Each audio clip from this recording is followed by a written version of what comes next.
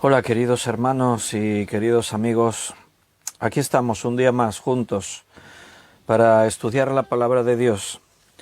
Estamos en plenas fiestas de Semana Santa, hoy es sábado, día 3 de abril. Y bueno, pues seguimos en este ambiente de la Semana Santa.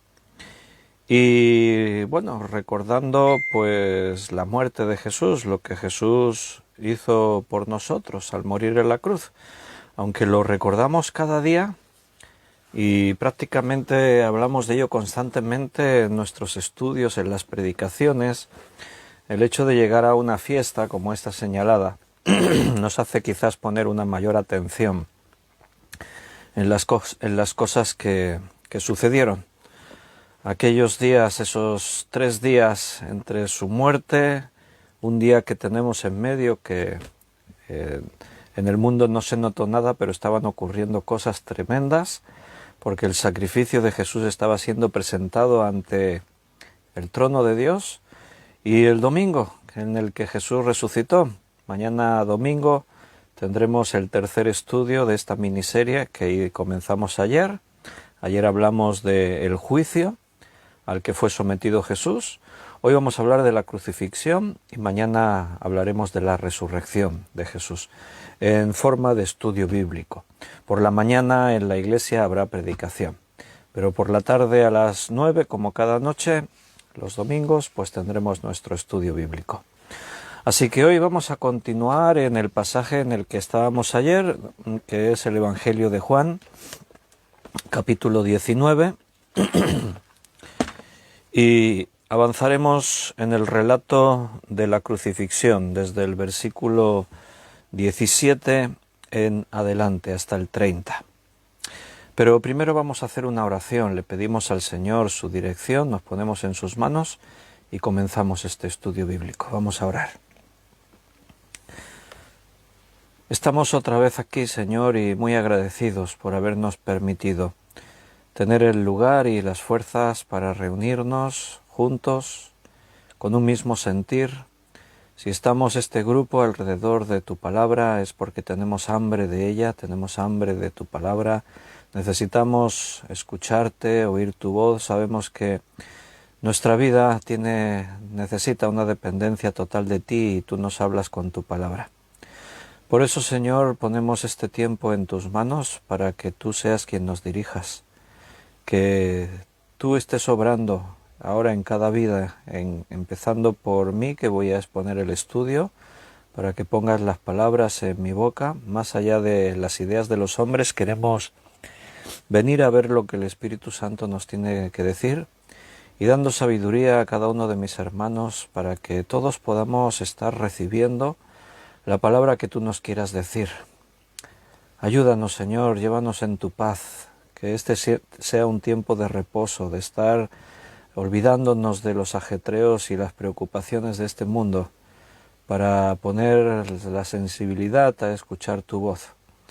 Ahora es algo del Espíritu, no es una cosa de la carne. Ahora necesitamos, Señor, estar siendo sensibles a dejar que el Espíritu Santo nos hable. Por eso ponemos el momento en tus manos para que todo esté bajo tu control. Gracias por mis hermanos que escucharán este estudio y participando de esa manera en este tiempo, así juntos en comunión. Bendícelos y trata, Señor, en sus vidas para que cada uno escuche lo que tú tengas que decirle. Te lo pedimos todo en el nombre de nuestro Señor Jesucristo. Amén. Muy bien, hermanos. Espero que llevéis bien estos días de fiesta de la Semana Santa. Hoy es sábado, algunos ya vienen de unos cuantos días más de fiesta. En Cataluña es fiesta el viernes y terminan las fiestas el lunes. El lunes también es fiesta aquí en Cataluña. En otros lugares de España, en otras regiones, la fiesta empezó el jueves y ya termina con el domingo. Pero aquí el lunes todavía tendremos fiesta. Así que el lunes pues estaremos ya en nuestra línea de siempre con las series que nos ocupan de Apocalipsis y Efesios y todo. Pero hoy y mañana aún seguimos con esta miniserie hablando de la muerte de Jesús. Deseo que estéis disfrutando de un tiempo merecido de descanso con la familia, con hermanos, en la iglesia. Es una Semana Santa extraña porque no podemos estar ahí haciendo actividades. Por ejemplo, aquí el día lunes es un día en el que teníamos por costumbre así la iglesia salir a la montaña, al campo, a comer juntos, a pasar el día. Pero este año, según las normas de las autoridades, no se pueden hacer así reuniones de ocio, de estar así compartiendo de más de 4 personas que no sean del grupo familiar, de la burbuja familiar. Entonces, bueno, pues es un tiempo extraño, seguimos con todo esto del COVID, no sabemos bien hacia dónde vamos y cuándo termina, pero los que somos hijos de Dios miramos más allá de lo que pasa a nuestro alrededor, porque sabemos que aún en lo malo Dios hace cosas buenas y tiene propósitos para nuestras vidas. Y una cosa de las buenas que ocurrió en este tiempo de pandemia es eso, que estamos cada día viéndonos para estudiar la palabra de Dios. Abre tu Biblia en el Evangelio de Juan capítulo 19. Un saludo a los hermanos que habéis escrito también en este chat en directo. Ahí está Miriam, que escribió primera. Buenas noches, Miriam Benito. Buenas noches, Carmen Reyes. Buenas noches, Juan Bermudo. José María, buenas noches. Noemí Rus, buenas noches, o bona nit en catalán. Yoli y Gaby, buenas noches, hermanos, ¿cómo estáis? Oramos por Gaby, Dios tiene el control. Liliana, buenas noches. Ana Karina, buenas tardes. Bienvenidos a todos. Beatriz, buenas noches. Paco, Rosario, buenas noches. Tamara, no sé si está por ahí también con ellos. Buenas noches. Ana Rita. José Luis, buenas noches, bienvenidos a todos. La verdad es que siempre es un placer veros, estar ahí siendo bendecido por ver vuestra entrega, vuestra fidelidad. Vamos a leer un poquito en Juan 19, versículo 16 en adelante. Dice, así que entonces lo entregó a ellos para que fuese crucificado. Tomaron pues a Jesús y le llevaron. Y él, cargando su cruz, salió al lugar llamado de la Calavera, y en hebreo Gólgota. Y allí le crucificaron, y con él a otros 2, uno a cada lado, y Jesús en medio. Escribió también Pilato un título que puso sobre la cruz, el cual decía, Jesús Nazareno, Rey de los Judíos. Y muchos de los judíos leyeron este título porque el lugar donde Jesús fue crucificado estaba cerca de la ciudad, y el título estaba escrito en hebreo, en griego y en latín. Y dijeron a Pilato los principales sacerdotes de los judíos, no escribas, Rey de los Judíos, sino que él dijo, soy rey de los judíos. Respondió Pilato, lo que he escrito, he escrito. Cuando los soldados hubieron crucificado a Jesús, tomaron sus vestidos e hicieron 4 partes, una para cada soldado. Tomaron también su túnica, la cual era sin costura, de un solo tejido de arriba a abajo. Entonces dijeron entre sí, no la partamos, sino echemos suerte sobre ella, a ver de quién será. Esto fue para que se cumpliese la escritura que dice, repartieron entre sí mis vestidos y sobre mi ropa echaron suertes. Y así lo hicieron los soldados. Estaba junto a la cruz de Jesús su madre y la hermana de su madre María, mujer de Cleofás, y María Magdalena. Cuando vio Jesús a su madre y al discípulo a quien él amaba, que estaba presente, dijo a su madre, mujer, he ahí tu hijo. Después dijo al discípulo, he ahí tu madre. Y desde aquella hora el discípulo la recibió en su casa. Después de esto, sabiendo Jesús que ya todo estaba consumado, dijo para que la escritura se cumpliese, tengo sed. Y estaba allí una vasija llena de vinagre, entonces ellos empaparon en vinagre una esponja, y poniéndola en un hisopo, se la acercaron a la boca. Cuando Jesús hubo tomado el vinagre, dijo, consumado es, y habiendo inclinado la cabeza, entregó el espíritu. Qué fácil leer este relato, ¿no? Estamos aquí sentados, después de un día, no sé en qué os habéis ocupado hoy. Nosotros en casa, Daniel y yo por la mañana fuimos a comprar, hemos estado haciendo cosas así con la familia, y ahora estamos aquí sentados alrededor de la palabra de Dios. Como iglesia, una iglesia universal, estamos aquí juntos. Y leemos este pasaje y me resulta extraño leerlo así como algo más y pensando en la trascendencia que esto tiene, el momento tan especial que aquí estaba sucediendo, se estaba cumpliendo un propósito diseñado en la eternidad. Dios, cuando decidió en su mente infinita crear al ser humano, al hombre, Él siempre supo que el hombre se iba a rebelar contra Él, que pecaría y que la paga del pecado es la muerte. Y al mismo tiempo, Dios diseñó y proveyó la solución.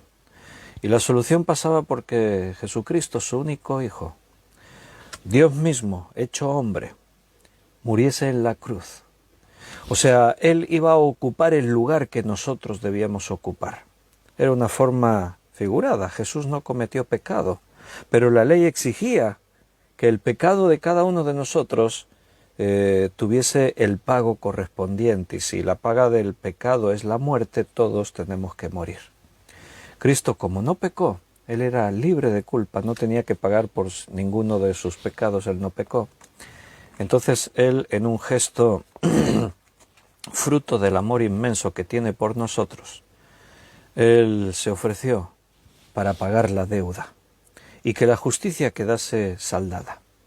Entonces Él, desde siempre, decidió venir al mundo, hacerse hombre, un gran misterio, cómo Dios se puede hacer hombre, y morir en la cruz para que todo el pecado del mundo cayese sobre Él y de esa manera nosotros tengamos vida.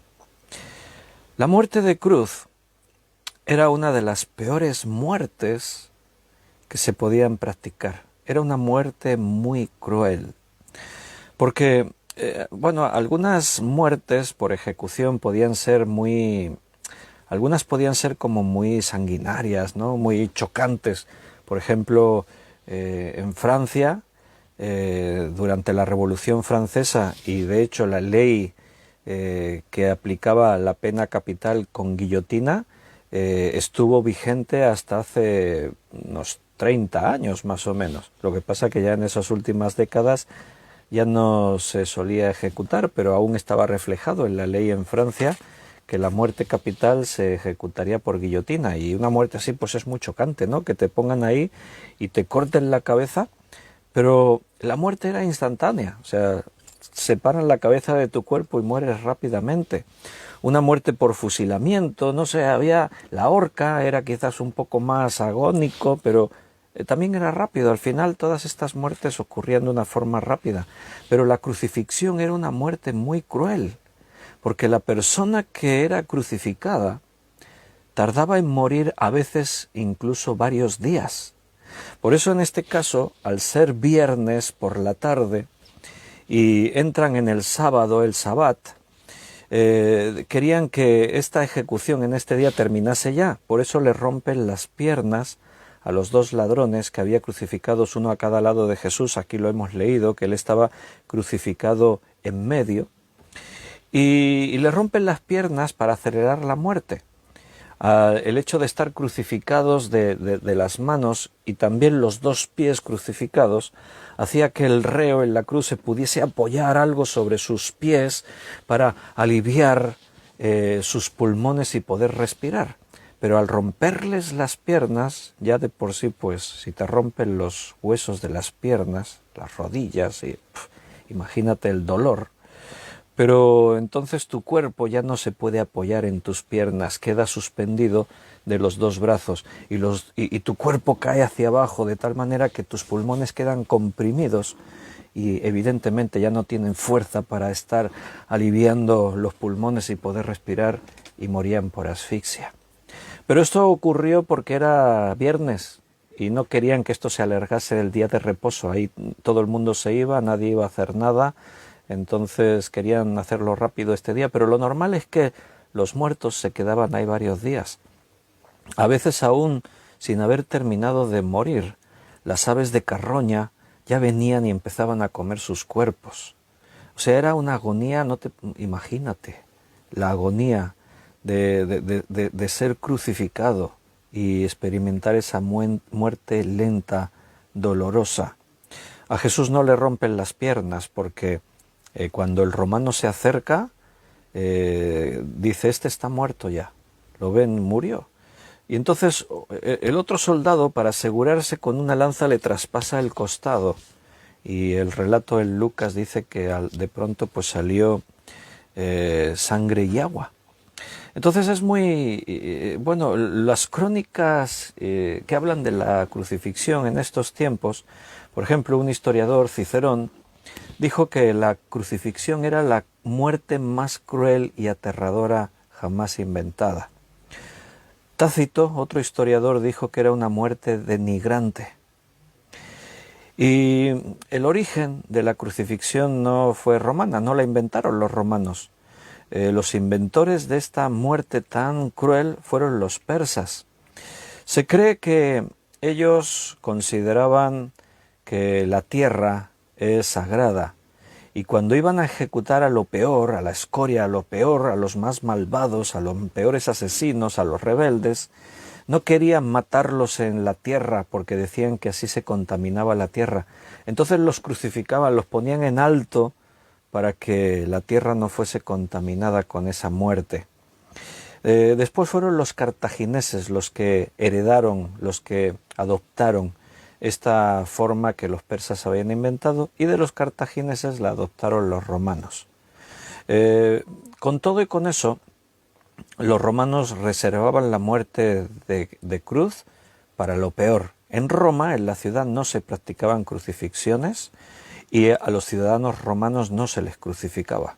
Por eso a Pablo no se le crucifica, porque Pablo era ciudadano romano. Le cortaron la cabeza, que tú dices, cortarte la cabeza, pero bueno, es lo que antes decíamos de la guillotina, es una muerte rápida. Se consideraba que era una muerte más digna, porque la crucifixión buscaba eso, la exposición del criminal, el letrero que se ponía en la cruz contando los delitos que había cometido, el hecho de que quedase ahí varios días expuesto, el sufrimiento que se prolongaba, era, como dijo Tácito, una muerte denigrante. En Roma no se crucificaba, pero sí en todas las provincias, y solo se crucificaba a los esclavos, a los peores asesinos, rebeldes. Lo peor de lo peor era lo que iba a la cruz. Por eso la Escritura dice que Cristo por nosotros se hizo maldición. Él que no cometió pecado y está muriendo de la forma más horrenda que los seres humanos han ejecutado a otras personas. El proceso siempre era igual. Había un juicio. Si en el juicio la sentencia era la crucifixión, el juez, en este caso fue Poncio Pilato, que ya estábamos viendo ayer que él no quería crucificar a Jesús, pero en su cobardía él dice, yo tengo poder para crucificarte o para soltarte, y en su cobardía superó el miedo a la revuelta, que el miedo que tenía de crucificar a un hombre justo y especial como era Jesús, pero al final cede. Entonces el proceso era el juicio, y si la sentencia era ibis ad crucem, o sea, irás a la cruz, bueno, pues a partir de ahí el reo era un reo a muerte. Se le azotaba, siempre había un castigo físico, se le azotaba, se le cargaba con el travesaño. Normalmente en el lugar de crucifixión ya había unos postes, y normalmente, porque en algún caso el tema de Jesús queda en duda, porque parece que él carga la cruz, porque aquí dice, y cargando su cruz. Entonces en algunos casos especiales podía ser que el propio reo arrastrase su cruz. Los detalles de Jesús podrían ir por ahí, porque un tal Simón de Cirene dice en otro evangelio que le obligan a que le ayude a cargar la cruz.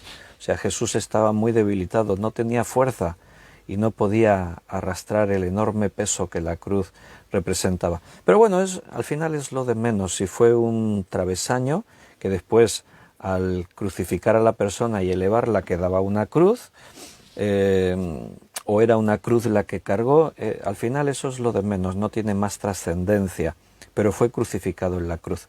Los testigos de Jehová sacaron su propia interpretación, y alguien se ve que leyó por ahí que iban con un madero, y entonces no sé quién fue que se imaginó que en lugar de morir crucificado, murió así, en un poste, en un madero.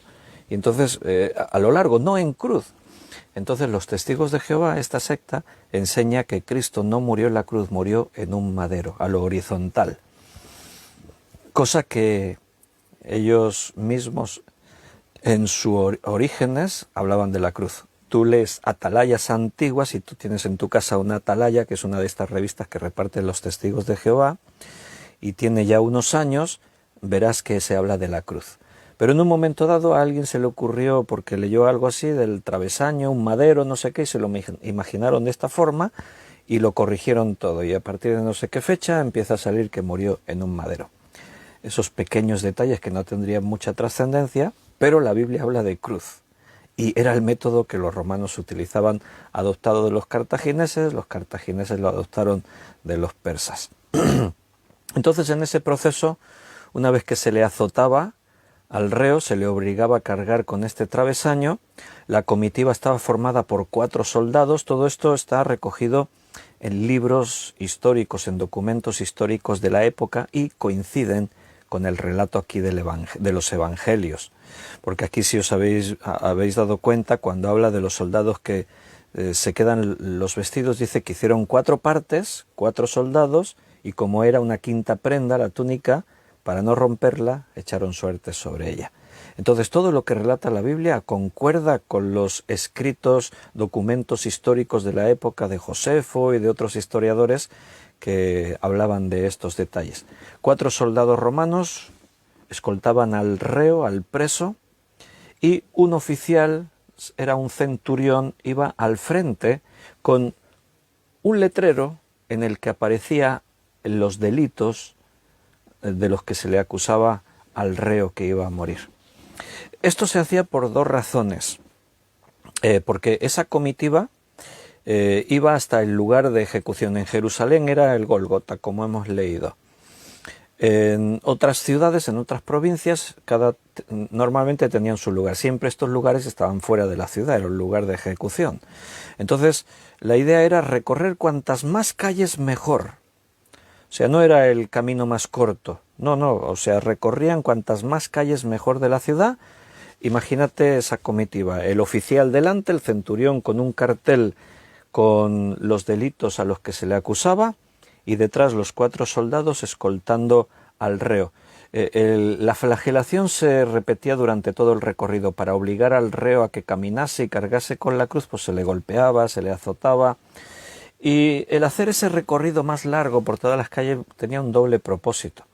Por un lado, para que cuantas más personas lo viesen mejor, para escarmiento. O sea, se buscaba que fuese intimidatorio, que así cualquiera que estuviese pensando en delinquir se lo pensase 2 veces al ver lo que suponía eso, las consecuencias que ibas a tener. Pero también tenía otro propósito, un propósito que podríamos decir más humanitario, que era que así lo veía más gente, y si alguien de pronto veía al que estaba acusado de muerte y leía sus acusaciones y tenía información, conocía algo, incluso que pudiese exculpar al reo, podía dirigirse a ese oficial romano, al centurión, y darle esa información. Yo conozco a este hombre, eso de que se le acusa es falso por esto, por esto, por esto. Si el oficial romano consideraba que lo que le estaban diciendo tenía peso, entonces se devolvía el reo, se le devolvía al tribunal y se volvía a tener en cuenta las nuevas pruebas. En Jerusalén, como hemos dicho y hemos leído aquí en el Evangelio, el lugar de ejecución era el lugar de la calavera, que en hebreo es Gólgota. Ahí se nos da el nombre, el llamado de la calavera, y en hebreo Gólgota. También en latín, porque lo habrás escuchado en alguna ocasión, el Calvario. Entonces no es que haya contradicciones, es que es el mismo lugar, pero en diferentes idiomas. Lugar de la calavera, o en hebreo Gólgota, o en latín el Calvario. No se sabe muy bien dónde estaba este sitio. A día de hoy no se sabe el sitio exacto, así como están los sitios de peregrinaje y ya se le atribuyeron ahí, pero geográficamente en qué lugar estaba el Gólgota es incierto, no se sabe. Sabemos por lo que dicen los evangelios que estaba fuera de las murallas, lógico, porque dentro de las murallas, y menos una ciudad como Jerusalén, una ciudad santa, los judíos no hubiesen permitido que hubiese un lugar de ejecución y de muerte como era este. ¿Por qué se llamaba lugar de la calavera? Pues tampoco se sabe a ciencia cierta, hay diferentes leyendas. Hay una leyenda, una historia, no sabemos si son ciertas o no, que dice que se llamaba así lugar de la calavera, porque dicen que en ese lugar estaba enterrada la calavera de Adán. Curioso, ¿no? Claro, cuando te lo piensas, no se sabe dónde fue enterrado Adán. No se sabe. Aquí dice la calavera, dice en esta leyenda que enterraron ahí la calavera de Adán. Sería toda una reliquia, ¿no? El tener los restos de Adán, el primer hombre que Dios creó. Uf, impresionante. Hasta para la ciencia. Seguro que más de uno le gustaría experimentar ahí con el ADN y sacar pruebas y eso de los huesos si se pudiesen conseguir. Pero simplemente es una leyenda, no hay pruebas. Hay otros que dicen que simplemente era una colina pelada que tenía desde lejos el aspecto como una calavera.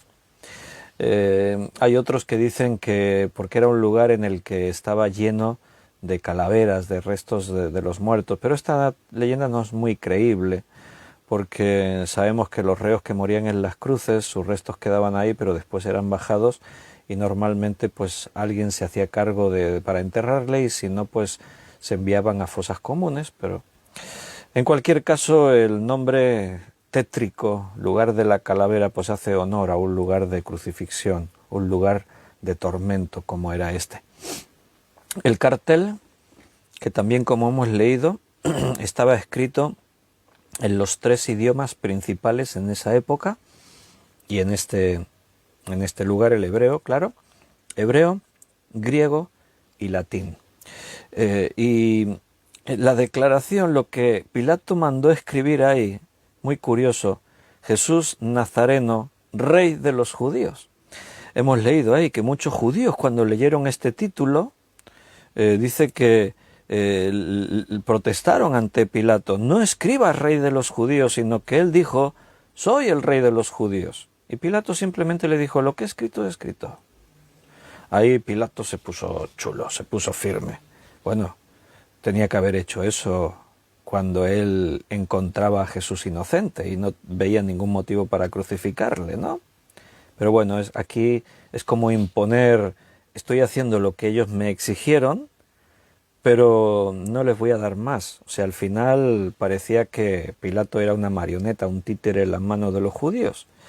Es un poco como querer reivindicar de que yo hago lo que quiero. Bueno, sí y no, porque ha mandado crucificar a un hombre que él, como la máxima autoridad, consideraba inocente.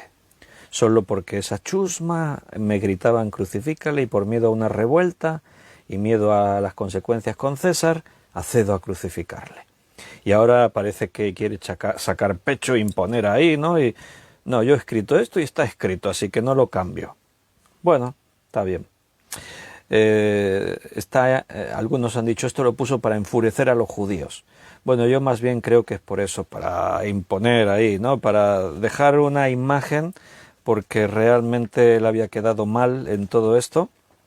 Se había visto de que no había tenido la autoridad suficiente, y entonces pues... Pero fíjate qué curioso.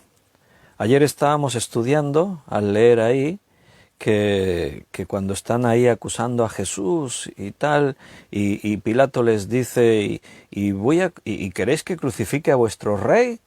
¿Te acuerdas lo que leímos ayer ahí? ¿Qué dijeron los judíos? En el versículo 15 del capítulo 19, pero ellos gritaban: fuera, fuera, crucifícale. Y Pilato les dijo: ¿a vuestro rey he de crucificar? ¿Y qué respondieron los principales sacerdotes? No tenemos más rey que César. Vaya, ayer decíamos, sorprendente la declaración. Un sacerdote, el sumo sacerdote también estaba por ahí diciendo que su rey, el único rey que tienen, no tenemos más rey, el único rey que tenemos es César. Bueno, pues ahora se tienen que comer esta. Jesús Nazareno, rey de los judíos. Y lo que Pilato puso, no sé cómo él lo planteó, si era por eso, para imponer su autoridad, para hacer que los judíos rabiasen un poquito, no sé por qué, pero lo que Pilato puso era la verdad. Jesús era el rey de los judíos. A los suyos vino. Los suyos no le recibieron, pero aquel era su pueblo. Si Israel tenía un rey, era Dios, como leíamos ayer en algunos pasajes, lo que dijo Samuel, lo que consideraba Gedeón. El único rey que tenían era este.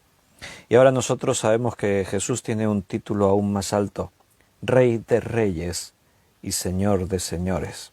La próxima vez que venga Cristo al mundo, ya no viene como un cordero callando y yendo al matadero. La próxima vez que Cristo viene al mundo, viene como el Rey de Reyes y el Señor de Señores. Y la Biblia dice que toda rodilla se doblará. No hay más remedio. Ante el Rey de Reyes, el más poderoso, no le queda más remedio que doblar su rodilla y reconocer su autoridad, su soberanía. En este caso, la cruz se convierte en una especie de trono en el que todos están leyendo ese letrero. Está escrito en los principales idiomas conocidos. Todos, incluso los extranjeros que pudiese haber en Jerusalén esos días que no hablasen hebreo o que no conociesen bien el latín, que era el idioma que usaban más los romanos, pues en griego, en todos los idiomas estaba escrito, los principales idiomas. Así que todos pudieron leer, este es el rey de los judíos. Sorprendente acusación. ¿Te puedes imaginar la escena? Jesús está crucificado en medio. Normalmente, si había varios reos a muerte, varias víctimas, en este caso eran 3, en el centro ponían al más destacado. Si había sido un rebelde contra Roma importante, un guerrillero, un terrorista, un asesino destacado, siempre en el centro ponían al que más destacaba y a los lados pues los que menos. Aquí Jesús está en el centro. Todo el mundo está contemplando, los que vinieron a Jerusalén de forasteros porque estamos en las fiestas de la Pascua.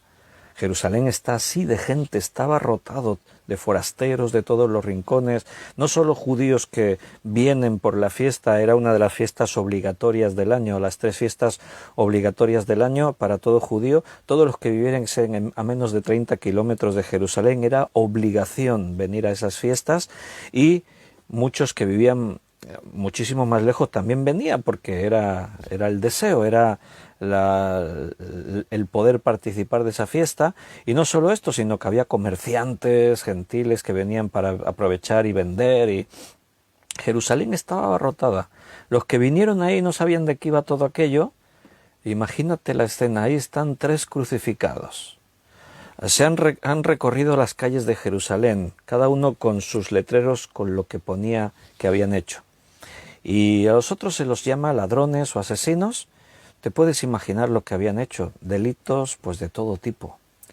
Pero uno de ellos, la acusación, la única acusación que hay es que es el rey de los judíos. ¿Pero eso es una acusación? ¿Eso es un delito? ¿Ser un rey de un pueblo? Normalmente en esas tablillas se ponía lo que habían hecho. Mató a no sé quién, se rebeló contra Roma, asesinó a los soldados de César, no sé, ponían ahí lo que había hecho. Pero la acusación de Jesús es que era el rey de los judíos. Ni siquiera como los judíos pretendían. No, pon que él dijo que era el rey de los judíos. Pilato dice, lo que he escrito está escrito. No es que él lo dijese, ahí está escrito, Jesús Nazareno, rey de los judíos. Por eso estaban matando a ese hombre. Curioso. Iba a quedar ahí una ejecución para la historia un poco, digo, humanamente hablando, según las crónicas de las leyes romanas, ¿no? ¿Y por qué mataron a este? No sé. ¿Pero qué delito cometió? Ninguno. Entonces, ¿qué ponía en la tablilla? Que era el rey de los judíos. Anda. Ayer veíamos que cuando Pilato le está interrogando porque al final la acusación gira en torno a esto. ¿Pero te has hecho tu rey?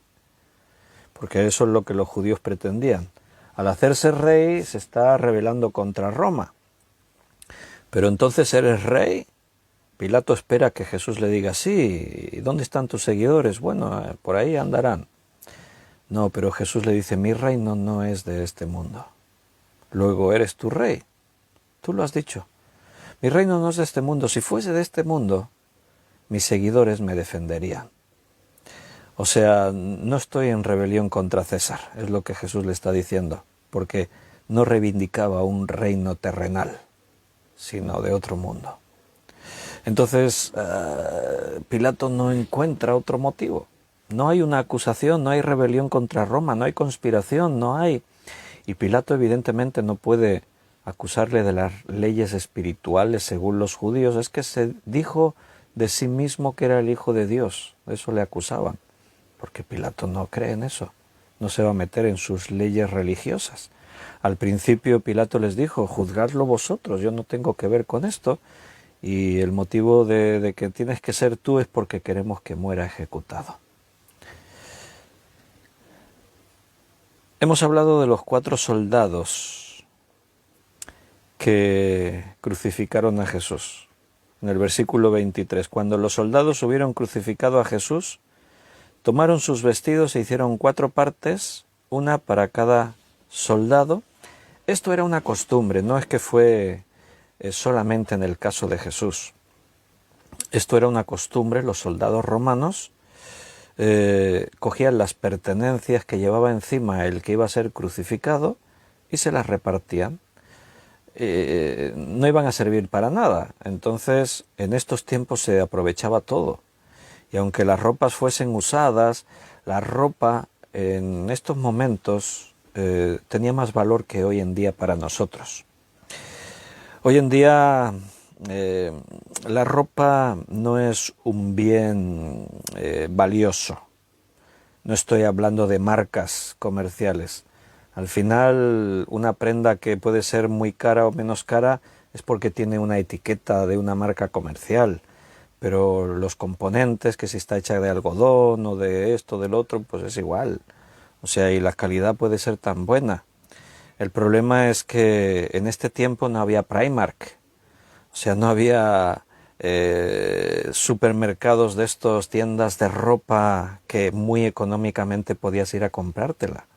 Ahora, he mencionado Primark, no estoy haciendo publicidad, estoy hablando de comercios en los que tú puedes ir a comprarte ropa muy barata. O sea, si se te rompe el jersey, no lo remiendas. Eso es algo que en este tiempo sí se hacía. Y no tan lejos. Nuestros abuelos, eso de remendar, hoy en día los jóvenes, si les dices remendar la ropa, te mirarán así y dirán, ¿qué es eso de remendar? Porque hoy en día no se remienda nada. Pero cuando... Si mi madre estará por ahí seguramente en casa de mi hermano escuchando el estudio, mi madre sabe de qué hablo. ¿Cuántos calcetines no habrán zurcido? Los calcetines se rompen. A veces sale el dedo ya por delante, ¿no? Un calcetín que tenía un agujero así, salía el dedo ya por delante, no se tiraba. Se zurcía, se reparaba, se cosía y se arreglaba. Y se seguía usando, cuanto más tiempo mejor. Si se te rompía un pantalón, si se te rompía un jersey, se ponía un remiendo. Se cogía de ropa que ya no podía ser utilizada, porque llegaba un momento en el que había prendas que ya no se podían reparar, pero aún y con eso, esas prendas que ya no se podían reparar se guardaban y se utilizaban para recortes, y esos recortes servían para remendar la ropa que estaba vieja. Y eso era algo normal, se hacía y nadie se extrañaba. Mira, lleva ahí un jersey con un remiendo o un pantalón con un remiendo. Ahora nos hemos ido al otro extremo. Ahora los jóvenes, y no tan jóvenes, porque es que a veces vas a comprarte un pantalón y te cuesta encontrar un pantalón que no esté roto. Si nuestros abuelos levantaran la cabeza. Yo a veces bromeando a algún joven que lo veo ahí con los pantalones rotos le digo, ¿no? Digo, vamos a levantar una ofrenda en la iglesia para comprarte unos pantalones nuevos, porque mira cómo llevas esos.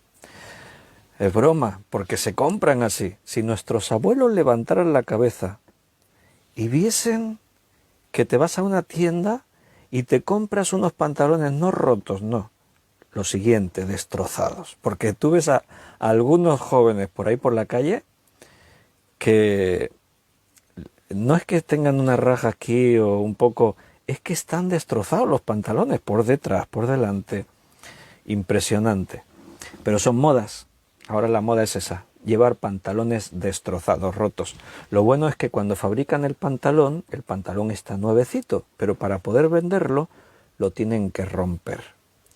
¿No te parece una paradoja eso? Por ir a la moda hay que romper el pantalón y vendértelo roto. Ya te digo, si nuestros abuelos levantasen la cabeza, no se lo creerían. Dirían, están todos locos. Este es un mundo de locos. Bueno, Beatriz decía, yo he cocido calderones, metía un foco de los de luz y se cocía súper bien. Calcetín, no calderones, he cocido calcetines. Sí, se hacía de todo por conservar la ropa. Entonces tenemos que entender eso. Lo digo porque ahí tenemos los de la prosperidad. Los teólogos de la prosperidad. Tenemos que ser ricos, tenemos que vivir en riquezas, y se atreven a decir, porque Jesús era rico, Pablo era rico, vivían en riquezas. Y te sacan argumentos como este. Mira si era rico Jesús, que los soldados echaron suerte sobre su túnica, se repartieron sus vestidos, porque eran de primera clase. Eran como si hoy en día pues te comprases un traje de 3.000 euros, de marca, de no sé qué. Charlatanes, eso es falso, eso es mentira. Jesús no llevaba ropa de marca muy cara.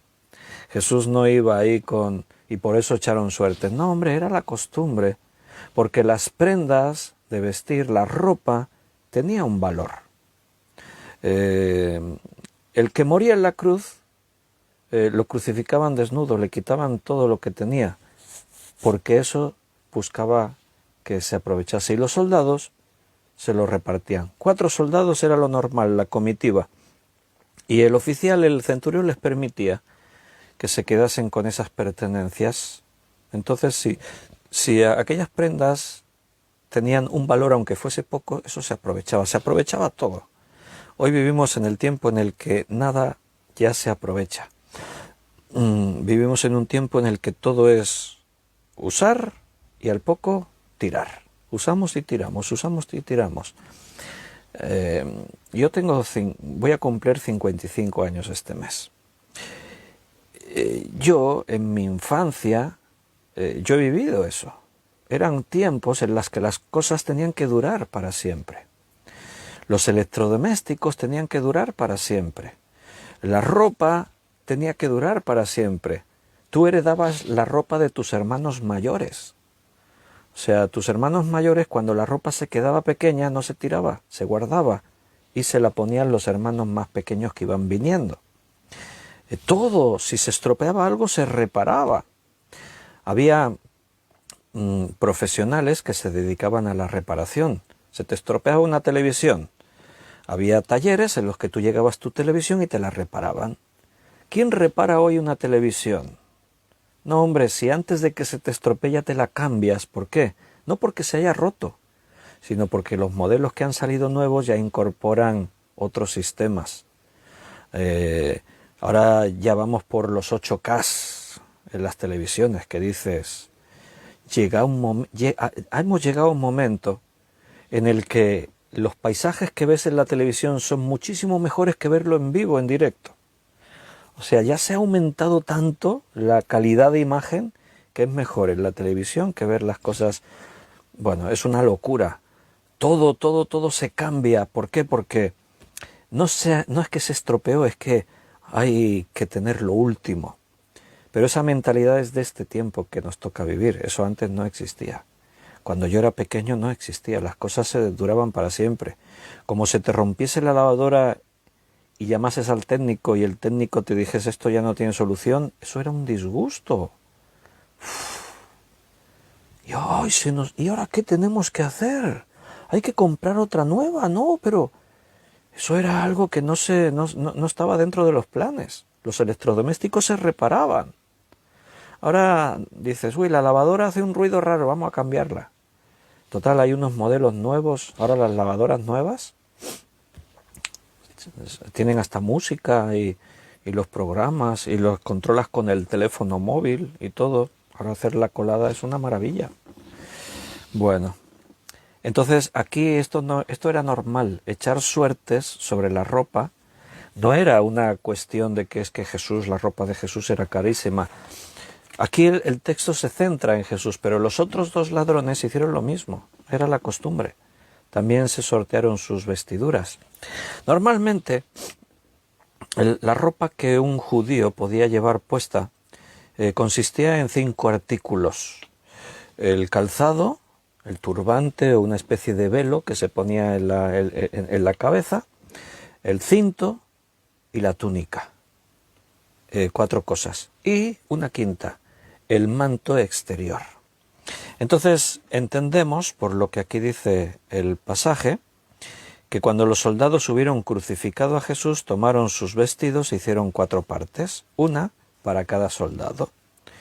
Y tomaron también su túnica, o sea, la túnica queda aparte. Se reparten dentro del valor que tenía todo, lo menos valioso: calzado, turbante, cinto y el manto exterior. Y la túnica, podríamos decir, es la pieza principal. En este caso, en otros casos, la rompían. ¿En qué casos? Cuando la túnica era una túnica que estaba compuesta de costuras. No era una pieza única, sino que había sido compuesta probablemente utilizando, como antes decíamos, otros retales, otras prendas. Entonces, en esos casos la partían y se quedaban un trozo cada uno, que ahí prueba lo que yo os estaba diciendo. ¿Para qué quieren un trozo de túnica? ¿No se la pueden poner? No, pero es que hasta un paño, un trozo de túnica tenía un valor en ese tiempo, porque se utilizaba para los remiendos, para formar una túnica nueva con unos cuantos retales. Entonces la ropa era valiosa, no era como hoy en día que se fabrica en multinacionales. Las multinacionales tienen fábricas ahí en países de Asia, y tienen niños ahí trabajando y obreros explotados 18 horas al día trabajando, para que después nosotros lo compramos aquí baratísimo, de marca Nike, Puma, Adidas, no sé qué, y todo, pero está fabricado por ahí, por esos países donde la mano de obra es baratísima porque se explota. Pero la ropa es muy barata. Hoy en día todo se fabrica en cadena, en fábricas, en las factorías, pero en ese tiempo no. Era todo artesanal, y lo artesanal es costoso. Hoy en día ya esa palabra artesanal está en desuso. Y si hay algo artesanal se paga, claro, porque el trabajo cuesta hoy en día. En aquel tiempo lo artesanal era costoso. Entonces la túnica era de una pieza. ¿Qué quiere decir eso? Que había sido tejida de una vez. No estaba hecha de otros trozos, sino que se tejió empezando desde arriba y se terminó hasta abajo. Era toda una sola pieza. Se ha sugerido que probablemente esa túnica la confeccionó María, la madre de Jesús, porque esto era costumbre entre las familias judías, que la madre, en algún momento determinado en la vida de su hijo, pues le regalaba esa túnica, una túnica que, como digo, era la parte principal de la vestimenta, y era algo que la madre había tejido con sus propias manos. Normalmente en ese tiempo todas las mujeres en sus casas tenían algún telar, alguna máquina, alguna forma de tejer. Yo tengo todavía jerseys de punto hechos por mi madre. Era algo que nuestros antiguos hacían. En las casas era muy normal tejer ropa. En mi casa la imagen está esa, de mi madre, y hasta nosotros. Mi hermana aprendió, yo aprendíamos todos en casa. Nos gustaba, yo también quiero aprender. Te ponías con las 2 agujas y el ovillo de lana, las lanas de diferentes formas, podían ser de más gruesa, de más fina, y ahí a tejer. Y había un montón de clases de punto. Pasabas, hacías así con la lana, la girabas en tu dedo, la metías en la aguja, le pasabas por aquí, por allá, un punto, otro punto, otro punto, otro punto, ibas haciendo. Lo primero que hacíamos todos era una bufanda, era lo más fácil. Te aprendías la línea de punto, ibas haciendo bufanda, bufanda, bufanda. Y eso lo íbamos heredando. Nosotros en casa lo aprendíamos de nuestros padres, aquí nuestros hijos, Daniel ya no ha hecho de eso, pero Raquel también estuvo ahí aprendiendo. Pero con el tiempo ya lo perdemos, ya no seguimos. Estaría bien retomar esas costumbres. Y una bufanda que es fácil de hacerla, porque no hay que hacer forma, sino que es todo seguido. Coges, cuentas no sé cuántos puntos de ancho y tírale ahí, la bufanda a lo largo que quieras. Una vez vimos ahí en el Pirineo francés un hombre mayor, un viejecito, que se había hecho famoso, había salido en la prensa porque iba recorriendo ciudades, porque estaba tejiendo una especie así de manto, de bufanda larguísima, y no sé cuántos metros tenía, ya tenía 100, 200 metros ahí tejidos, y se ponía a tejer ahí a la vista de la gente salía, se hacía fotos con él, y tenía extendido ahí todo eso, ¿no? Bueno, pues todo eso se ha ido perdiendo, evidentemente. En este caso, posiblemente, muy probablemente porque era la costumbre judía, es que María hubiese tejido esa túnica, y esto de alguna forma añadía crueldad a lo que estaba ocurriendo, porque ahí estaban esos 4 soldados indiferentes a todo lo que ocurría a su alrededor, estaban acostumbrados, y ahí está la madre de Jesús viendo a su hijo morir y de esa forma tan cruel, y aún viendo cómo los soldados están repartiéndose la ropa y la túnica, aquella túnica que ella le regaló a su hijo, ahí está, siendo sorteada a los dados a ver quién de los 4 se la queda, porque sería una pena romperla, es una túnica de una pieza. Es lo abstracto, no sé cómo decirlo, la indiferencia del mundo ante lo que estaba ocurriendo ese día en ese lugar. El Hijo de Dios, el Rey del mundo, el Creador de todas las cosas.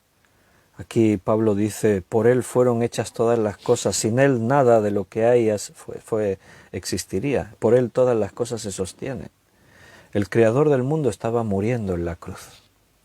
Era el momento central de toda la historia de la humanidad.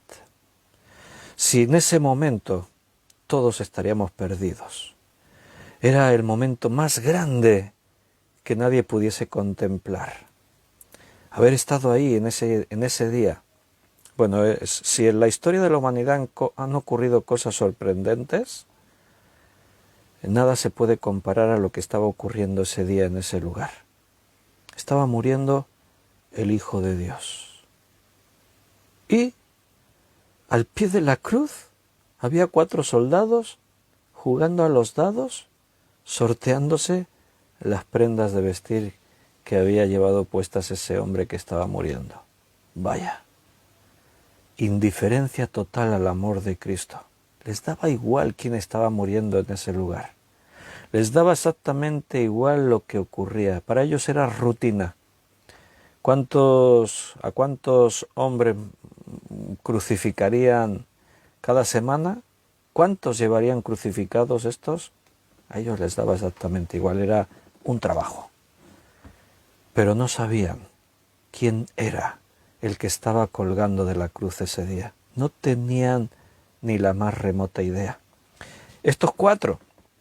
Tenemos otro pasaje paralelo en los Evangelios, que ahora no me voy a detener porque no nos daría tiempo, y es que parece ser que el centurión, sí se dio cuenta de que Cristo no era como los demás, porque hay un momento cuando Jesús muere y ocurren los fenómenos naturales como que la tierra se llena de tinieblas, que hay como una especie de terremoto, incluso se abrieron tumbas y algunos de los que habían muerto hacía poco resucitaron. Ocurrieron varias cosas así sorprendentes, y aquel centurión romano, me imagino que venía ya desde el interrogatorio con con Pilato, era un hombre que estaba considerando a Jesús, acusado de ser el rey de los judíos. Pero estaba presente, el centurión estaba allí y estaba viendo todo lo que estaba pasando. Estaba viendo el odio de los judíos contra aquel hombre. Y estaba viendo, más que a un pobrecito crucificado, estaba viendo a un hombre con las ideas muy claras, reaccionando de una forma insólita. Mientras todos estos le ultrajan, le insultan y le han provocado su muerte, este dice: Padre, perdónalos porque no saben lo que hacen. Insólito. Este centurión está contemplando algo único. Los otros 4 pasan de todo. Van a lo suyo. Pero el centurión abrió sus ojos y está viendo algo más. Más que a un crucificado, está viendo realmente a un rey. Por eso cuando Jesús expira, él lo oye todo, lo ve todo, lo observa todo, hace una declaración. Verdaderamente este era el Hijo de Dios. Parece que se lo había estado planteando. Le acusan porque este dijo que era el Hijo de Dios. ¿Y por qué llega a esa conclusión? Porque tenía pruebas para decirlo. Este hombre estaba viendo todo lo que estaba ocurriendo. Jesús no tenía los rasgos de un lunático, de un loco. Alguien que de pronto se cree: yo soy el rey del mundo. No. Este hombre estuvo analizando todo, lo consideró todo, estuvo observando, estuvo juzgando. Y al final de su juicio solo pudo hacer una declaración: verdaderamente este era el Hijo de Dios. Pero la otra cara de la moneda son estos 4 y la gran multitud que había allí. Algunos estaban llenos de odio, como decimos, contra Jesús, y estaban ahí gritándole y burlándose eso. Pero había otros que no sé qué es peor, como estos 4 soldados, que eran totalmente indiferentes. ¿Qué es peor? ¿El rechazo a las cosas de Dios o la indiferencia? No sé. ¿Qué te parece peor a ti? Pero la indiferencia es un problema, porque el indiferente le da igual todo, no se plantea nada.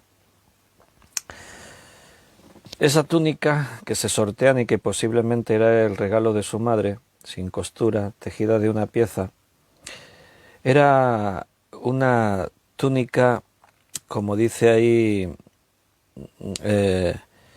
sin costura y tal. Seguramente era una túnica de lino. Y este tipo de túnicas es la que solía llevar el sumo sacerdote. Y Cristo es sacerdote para siempre, según el orden de Melquisedec. No era descendiente de Leví, pero él estaba ejerciendo de víctima y de sacerdote a la vez, porque él está muriendo, pero a la vez él mismo va a ir al trono ante el Padre y se va a presentar como el sacrificio en propiciación por los pecados. La palabra sacerdote, aquí que aparece en la Biblia del hebreo, en el latín es la palabra que después se traduce como pontifex. Y el significado de sacerdote, y ahora en el latín es más fácil ver el significado, porque pontifex significa el que hace de puente. Eso es un sacerdote, el que hace de puente entre los hombres y Dios. Cristo era el sumo pontifex, no es el papa.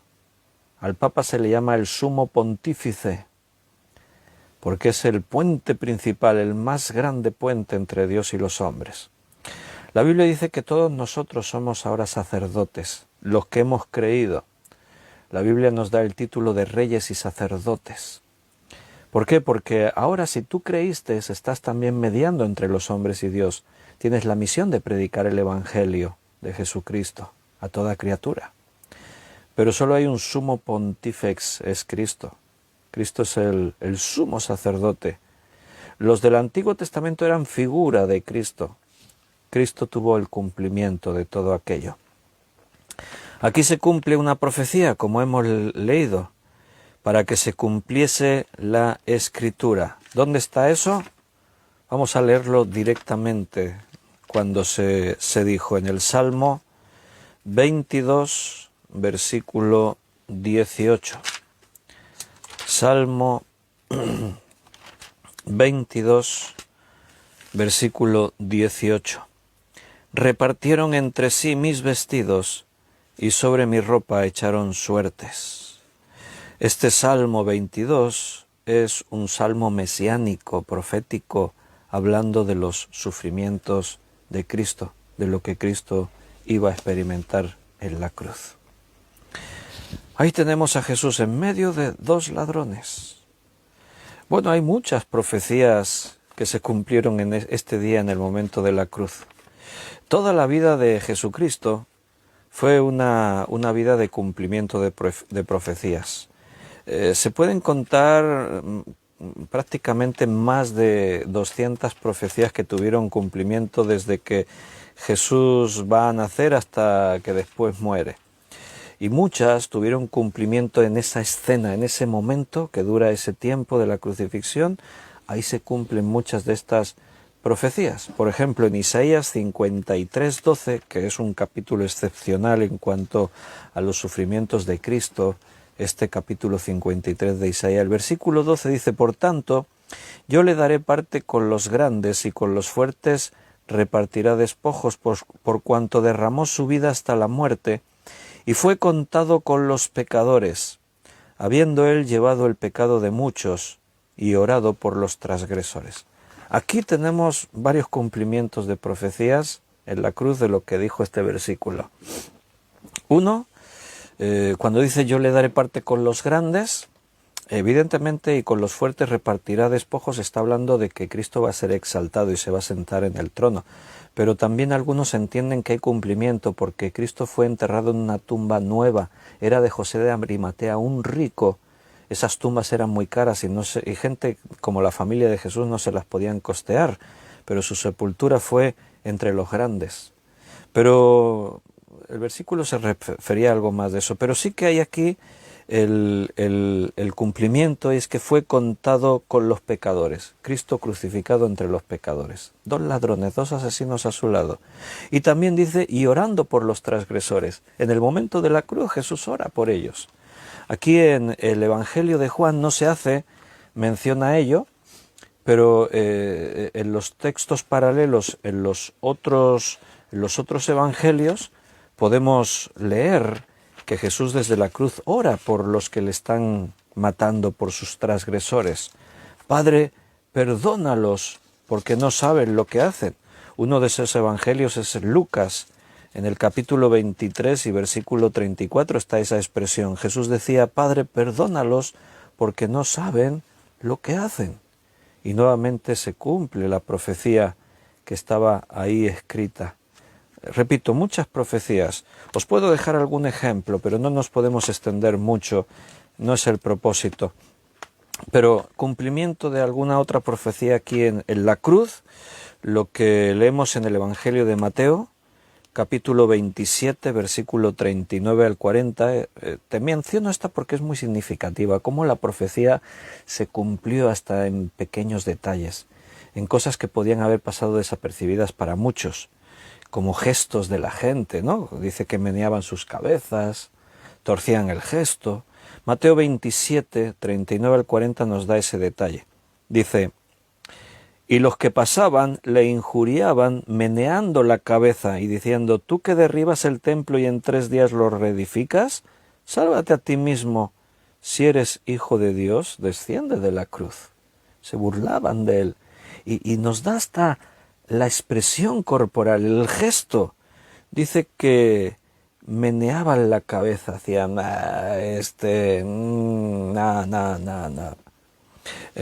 Marcos se hace eco del mismo gesto, no es que Mateo le pareció, no.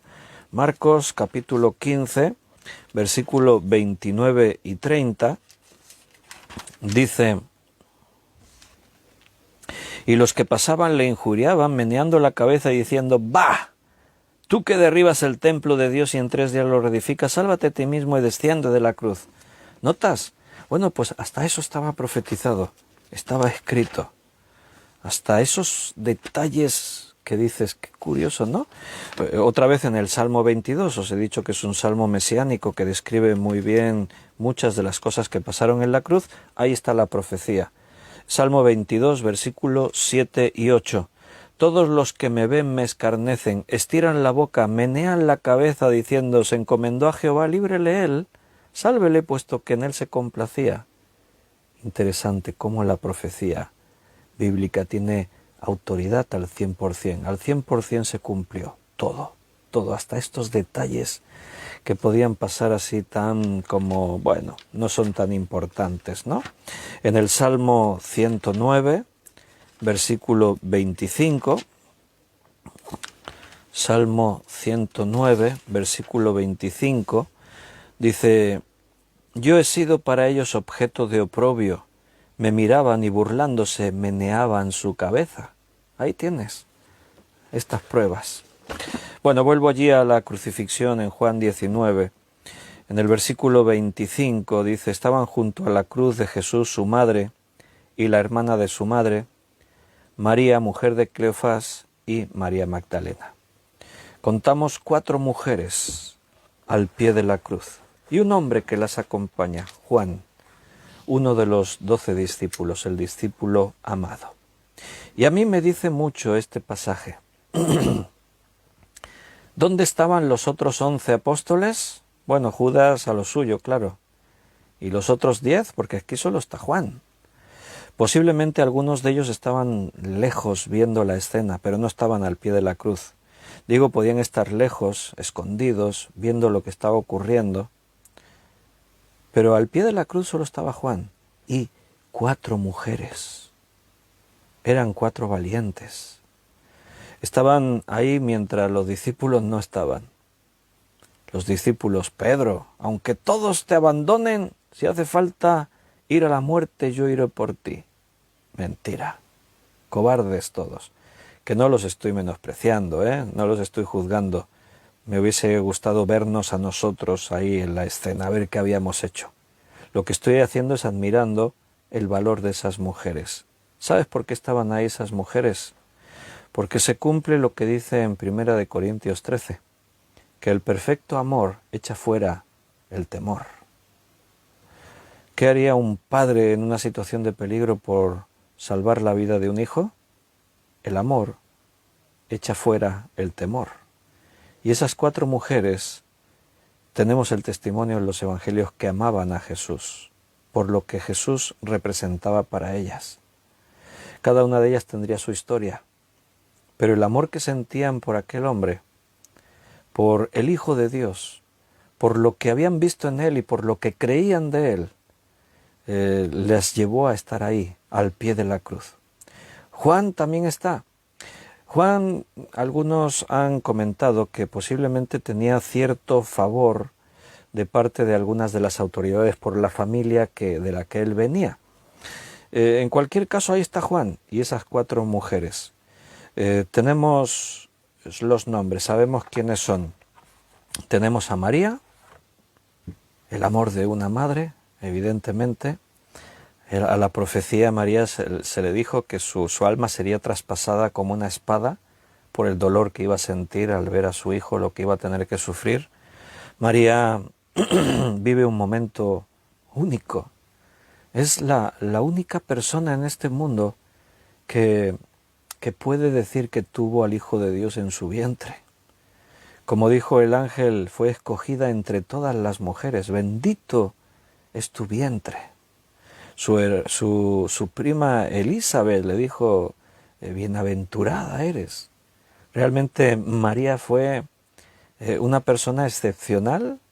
O sea, cuando los católicos nos dicen, es que vosotros no creéis en María y la menospreciáis. No, lo que no hacemos es adorarla. Nosotros no rendimos culto a María, porque según la Biblia no se puede hacer. María no se consideraba la reina de los cielos, ni la madre de Dios, ni nada de eso. María dijo cuando el ángel le anunció, he aquí la esclava del Señor. Ella habló de sí misma como pecadora. Dios mi Salvador, dijo. Es lo que María opinaba. Si un católico tiene problemas, que se las vea con María, no conmigo. Yo no dije eso. Lo dijo la misma María. Pero nosotros no menospreciamos a María. Yo la admiro igual que admiro a Daniel, igual que admiro a Pablo, igual que admiro a estos hombres y mujeres de Dios, que no es que fueran perfectos, pero creyeron a Dios y les fue contado por justicia y nos dieron un ejemplo de fe. Imitamos lo bueno de estas personas. Sus errores nos sirven de ejemplo para nosotros. Pero María fue una mujer excepcional, escogida entre todas las mujeres del mundo para un propósito único. No solo tener en su vientre a Jesús, no solo darle a luz, sino cuidarle, educarle, tenerle como hijo en la carne. Y ese vínculo evidentemente está ahí. Aunque Jesús le quiere quitar, porque cuando en alguna vez vienen, Jesús, tu madre y tus hermanos están fuera y te buscan, Jesús dice, ¿quién es mi madre y mis hermanos? Cualquiera que cree en Dios y hace la voluntad de mi Padre que está en los cielos, ese es mi madre y esos son mis hermanos.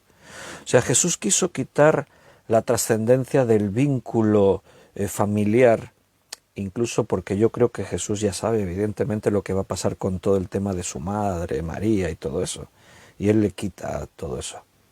Pero el afecto está. Él ha sido el hijo mayor, el primogénito en su casa. Desde que su padre murió, Él se hizo cargo de todo. Por eso ahora al pie de la cruz, Juan y María le dice, mujer, he ahí tu hijo, hijo, he ahí tu madre. Dice que a partir de ese momento, Juan recibió a María en su casa.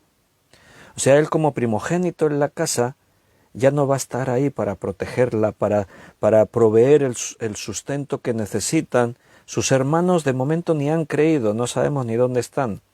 Después, en el Nuevo Testamento vamos a ver que sus hermanos también creyeron en Él, seguramente a raíz de todo esto, la crucifixión, la resurrección. Porque como dice Pablo, primero se apareció a Jacobo, a su hermano, en la carne. Y Jacobo se convierte en un fiel creyente, se convierte en pastor en la iglesia en Jerusalén y va a escribir la carta que lleva su nombre, Santiago.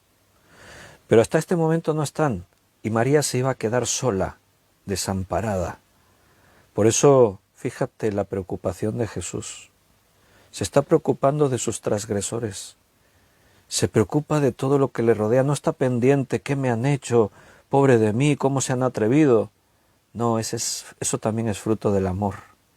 No pones la atención en ti mismo, pones la atención en los demás. Y está ese gesto tan lleno de amor.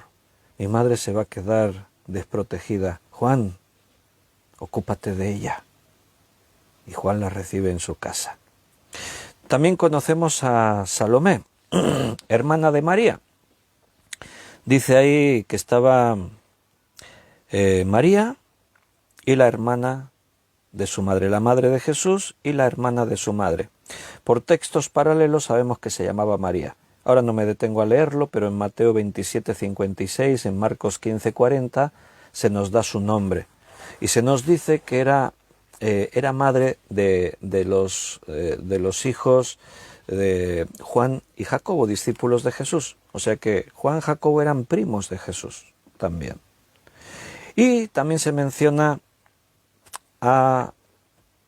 tenemos a María, la madre de Jesús, tenemos a Salomé, tenemos a otra María, que era madre de...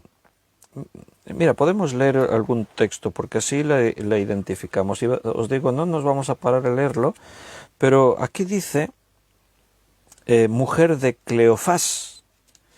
Y la pregunta es, ¿quién era ese Cleofás? ¿Sabemos algo de él? Sí, sabemos alguna cosa. A ver, leemos algún texto. Mateo 27:56. Estamos ya en la recta final, ¿eh? Mateo 27:56. Dice, entre las cuales estaban María Magdalena, María, la madre de Jacobo y de José, y la madre de los hijos de Zebedeo. Ahí está. Tenemos a estas dos Marías, María madre de Jacobo y la madre de los hijos de Zebedeo. Los hijos de Zebedeo es Juan y Jacobo, Santiago. Y después estaba el otro Jacobo, que en algunos lugares se le llama Jacobo el menor, que era hermano de José. Y la prima, o sea, la hermana de la madre de Jesús, era la madre de los hijos de Zebedeo. En Marcos capítulo 15, Marcos 15:40, dice: también había algunas mujeres mirando de lejos, entre las cuales estaban María Magdalena, María madre de Jacobo el menor y de José, y Salomé. Ahí tenemos el nombre de la madre de los hijos de Zebedeo, que no se nos daba en otro lugar. Aquí se nos dice que se llamaba Salomé. ¿Y quién era entonces la María, la mujer de Cleofás? ¿Sabemos algo de Cleofás? Pues posiblemente, no es del todo a ciencia cierta, pero posiblemente Cleofás es lo mismo que Alfeo. A veces pasa esto en los nombres, al mencionarlo en hebreo o en el griego, se nos da un nombre o se nos da otro, y resulta pues que uno de los discípulos de Jesús se menciona como hijo de Alfeo. ¿Quién exactamente?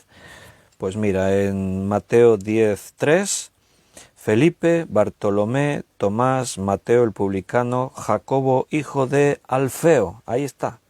Entonces relacionamos los textos que hemos leído cuando habla de las mujeres, que era madre de, y lo tomamos con la información que nos da ahí Juan, mujer de Cleofás, y entonces entendemos que Cleofás y Alfeo era el mismo nombre, solo que en el idioma hebreo o griego. Y además también tenemos que en Lucas capítulo 24 versículo 18 parece ser que este Cleofás aparece nuevamente. Dice: respondiendo uno de ellos, que se llamaba Cleofás, le dijo: ¿eres tú el único forastero en Jerusalén que no ha sabido las cosas que en ella han acontecido en estos días? Era uno de esos dos discípulos que iban ahora de camino hacia Emaús, una población cercana a Jerusalén, hablando de todo lo que había ocurrido con la muerte de Jesús, la resurrección, los rumores de la resurrección, todo. Y Jesús se pone junto a ellos y empieza a hablar con ellos. Y entonces ellos le preguntan: ¿y uno era Cleofás? ¿Eres tú el único que no sabe lo que ha ocurrido estos días? Y bueno, y la otra mujer que tenemos, María Magdalena, la conocemos ya bastante más. No sabemos mucho de ella, tampoco, pero lo que sí sabemos, que menciona directamente la Escritura, en Marcos 16:9 y en Lucas 8:2, es que Jesús la liberó de una posesión demoníaca de 7 espíritus malignos. O sea, Jesús expulsó a 7 demonios de la vida de María Magdalena.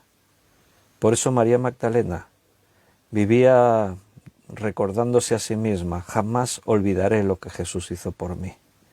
María Magdalena amaba a Jesús.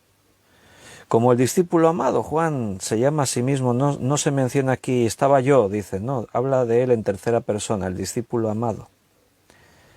Personas que rodearon a Jesús y le amaban, porque fueron amados primero por Jesús.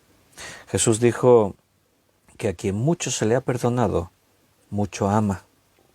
Y una de esas personas era María Magdalena. Dios tuvo mucho que perdonarle a esta mujer. La cosa es: ¿y tú? ¿Cómo te ves? ¿Reconoces de dónde te sacó el Señor? Quizás no vivías una vida de drogas, de delincuencia, pero da igual. Estábamos en nuestros pecados, muertos en nuestros delitos, y Jesús nos rescató, nos sacó de allí. Y hay un momento en la cruz, estos últimos versículos, versículo 28, 29 y 30. Después de esto, sabiendo Jesús que ya todo estaba consumado, dijo, para que la Escritura se cumpliese. Ahí tienes otra profecía, Salmo 69, 21. Tengo sed. Eso nos habla del sufrimiento humano de Jesús.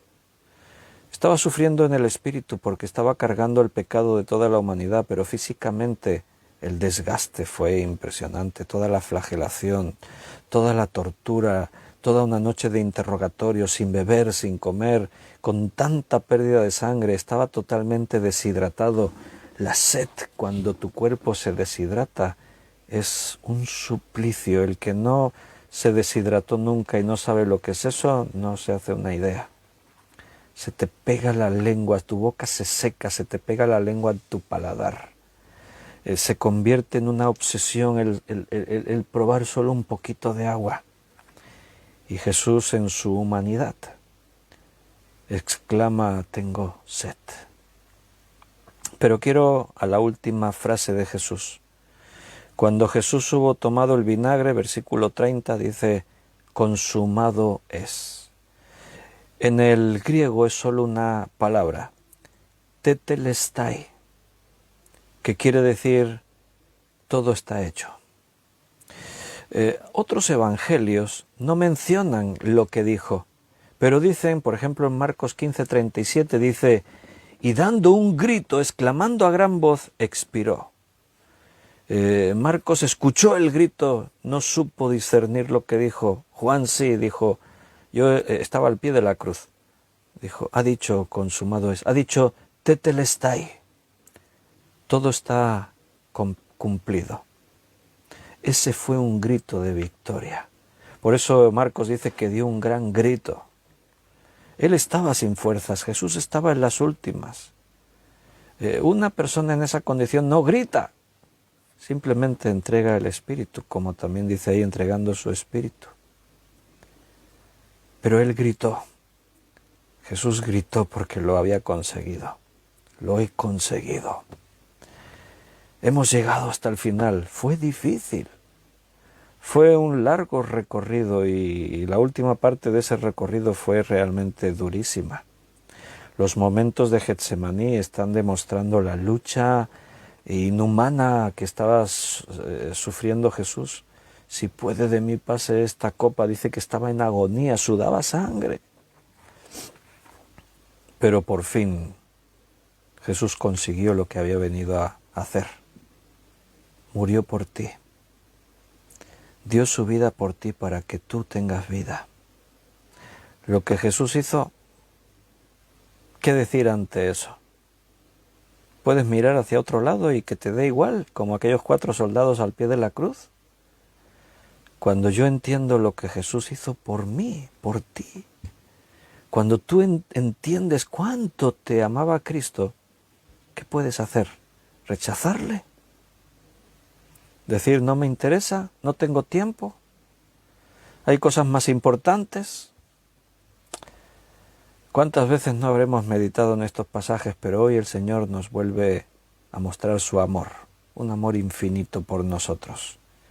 Eso te tiene que hacer que te levantes de donde estás y te arremangues y digas, hay trabajo por hacer, vamos, adelante, somos la iglesia de Jesús. La mies es mucha, los obreros pocos. Él lo dio todo. Qué poco a veces somos capaces de dar nosotros por Él. Queridos hermanos, hemos llegado al final de otro día, de un estudio más. Mañana es domingo, domingo de resurrección. A partir de un día como mañana, hace ya muchos años atrás, los creyentes empezaron a recordar que el primer día de la semana, Cristo, como había anunciado, resucitó. Es el cumplimiento. Si solo hablásemos de que murió en la cruz, hubiésemos quedado incompletos. Pero Él, como dijo, resucitó y mañana tendremos que hablar de eso. En el estudio, mañana la última parte de esta miniserie de Semana Santa, estudiaremos la resurrección de Cristo. Pero por hoy, a descansar. Por la mañana tenemos el culto, la reunión de cada domingo. A las 11 de la mañana, hora de España, tendremos ahí nuestro tiempo de alabanza, de testimonio, de predicación, y lo compartiremos juntos, los que puedan venir en persona y los que no, pues en directo a través de estos medios. Gracias por haber estado ahí, por haberme acompañado. Si hubiese estado solo no habría sido lo mismo. Vuestra presencia me bendice, vuestro testimonio.